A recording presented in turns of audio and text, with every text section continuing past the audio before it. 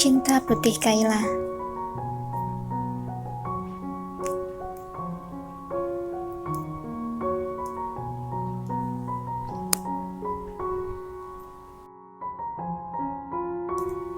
Andro pria sejati, dia menghormati mantan kekasihnya. Jadi datang walau hati teriris-iris, sakit. Jawab Krishna asal sembari.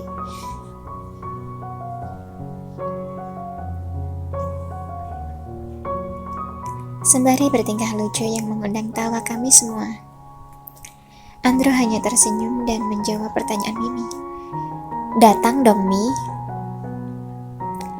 Andro diputuskan Cherry karena tidak mampu memenuhi permintaan Cherry yang menginginkan pesta super mewah. Hahaha, ujar Riko seenaknya. Bukan tidak sanggup, aku bisa saja membiayai pesta pernikahan lebih mewah dari ini kok. Seru Andro kesal atas kata-kata Riko yang menghinanya. Padahal sudah pacaran 1 tahun. Kalian sudah amat serasi, dan kamu sanggup memilih permintaannya. Kamu sanggup memenuhi permintaannya. Terus kenapa kamu melepaskan Cherry, bro? Sayang sekali gadis secantik dan seseksi Cherry itu susah mendapatkannya. Kini giliran Nikki yang berceloteh. Andro hanya terdiam menahan emosi atas hujatan teman-temannya yang kecewa karena Andro melepaskan Cherry, cewek nomor 1 di kampus. Pasti ada hal lain yang membuat Andro mengambil keputusan ini, teman-teman. Jangan membuat Andro lebih bersedih lagi dong, kata Safira menengahi karena suasana mulai memanas. Andro melihatku sekilas namun langsung membuang wajah. Aku melihat ada luka di balik senyuman tegarnya. Aku mengerti perasaan Andro. Pasti sakit dan ia berpura-pura sedang baik-baik saja. Aku tahu hatinya menangis. Akan tetapi ia tetap berusaha bahagia atas pernikahan Cherry, satu-satunya perempuan yang ia cintai. Diharapkan teman-teman dari Universitas Sriwijaya naik ke atas pelaminan untuk berfoto bersama pengantin. Panggil pembawa acara. Perempuan yang benar-benar mendekati sempurna menurutku saat memandangi Cherry yang berbalut pakaian pengantin. Suaminya pun tak kalah, sangat gagah dan ganteng walau masih ganteng Andro. Selesai berfoto, kami semua menyalami sepasang pengantin yang sedang berbahagia. Andro menatap Cherry dan Cherry mengajukannya. Kasihan sekali kamu, An, gumamku di dalam hati. Selama kuliah baru kali ini ada orang yang mendahului kedatanganku dan sudah berada di ruangan kuliah pagi hari ini. Aku tersentak kaget saat tahu jika orang itu adalah Andro. Dia sedang sibuk menulis. Apa karena ada tugas yang belum diselesaikannya, jadi Andro datang pagi? Sepertinya tidak. Biasanya walau ada tugas yang menumpuk pun, dia tak akan datang di bawah jam 8. Aku meletakkan tas di atas kursi dan bermaksud untuk keluar. Jantung ini kurasakan berdebar-debar saat berdua saja bersama Andro, seperti sekarang. Baru melangkahkan kaki, Andro memanggil namaku. Kayla? Aku menoleh dan tersenyum. Ada apaan? Kataku sambil berusaha tak terlihat gugup. Jarang-jarang Andro menegurku, apalagi mengajak bicara. Jika tidak ada kerjaan, di sini saja temani aku, jawab Andro sambil menarik bibirnya membentuk senyuman terindah yang pernah kulihat. Dan senyum itu kali ini benar-benar untukku. Ingin rasanya aku memotret senyuman Andro barusan. Aku mengangguk dan menuju ke arah tempat duduk Andro. Lagi nulis apa? Tugas ya? Tanyaku basa-basi. Tugas sudah kukerjakan kemarin setelah pulang dari pesta pernikahan Cherry. Sekarang lagi nulis puisi patah hati saja, Kai. Hehe. Andro menjawab pertanyaanku dengan tertawa kecil. Aku terdiam, membiarkan Andro terus menulis selama beberapa menit.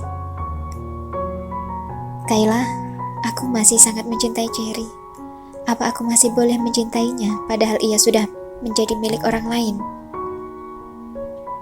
Andro bertanya serius padaku. Cinta itu adalah anugerah. Boleh-boleh saja mencintai seseorang yang sudah dimiliki orang lain, namun tidak untuk memiliki Jawabku yang seolah menjawab pertanyaanku sendiri. Andro menatapku dan aku menatapnya. Cukup lama kami saling bertatapan, dan Andro yang terlebih dahulu sadar lalu memalingkan wajahnya. Aku menjadi malu. Wajahku biasa-biasa saja, tidak secantik dan semenarik Cherry. Mungkin itu yang membuat Andro tersadar dan segera memalingkan wajahnya. Sekarang, tak lagi kudapati seorang Andro yang ceria. Keceriaannya seolah tertelan dukanya karena Cherry. Andro juga jarang sekali masuk kuliah dalam beberapa minggu ini. Aku benar-benar khawatir takut terjadi apa-apa dengan orang yang kucintai. Untung aku masih mengingat jalan ke rumah Andro. Sepulang kuliah, siang ini aku akan ke rumahnya untuk mencari tahu penyebab Andro tidak masuk kuliah hari ini. Dan berhari-hari, selama setengah jam aku terpaku di hadapan Mama Andro. Dengan berurai-eri mata, Mama Andro bercerita, dalam 2 minggu ini Andro ternyata mengkonsumsi obat tidur dosis tinggi. Dan yang mengerikan ternyata Andro mengkonsumsinya dalam jumlah yang sangat berlebihan, sehingga membuatnya harus diopname di rumah sakit sejak kemarin. Tante sangat menyesal, Kayla. Seandainya kami mengizinkan Andro menikah, tentu dia tak akan begini. Ini semua salah kami, kata Mama Andro menyesali diri.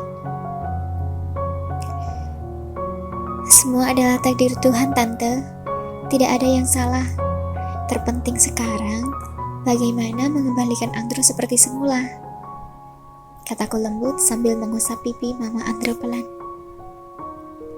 Sudah 1 minggu lamanya Andro dirawat di rumah sakit.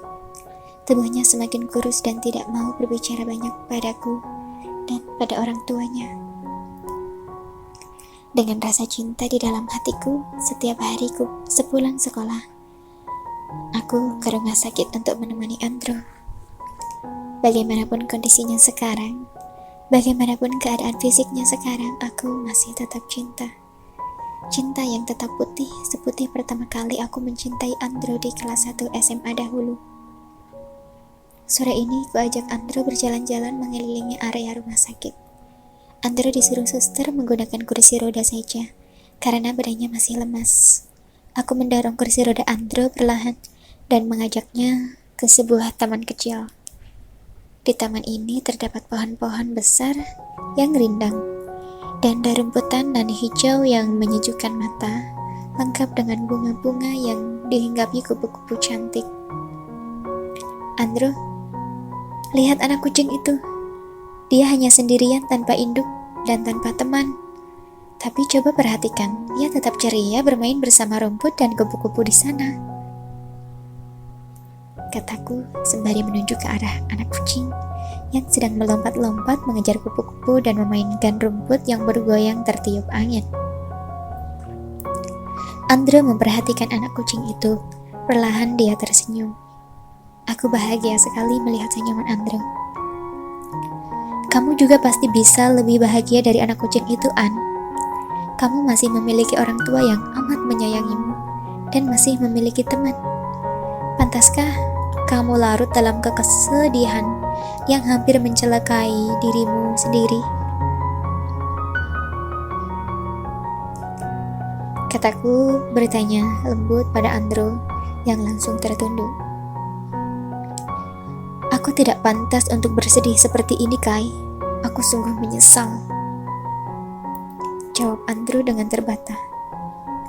Aku tersenyum dan berbungkuk di hadapan Andro.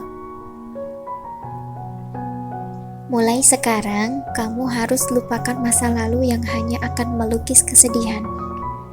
Tataplah masa depan, Andro. Itu akan membuatmu lebih baik. Semangat! Aku berkata sambil mengepalkan tangan dan mengangkatnya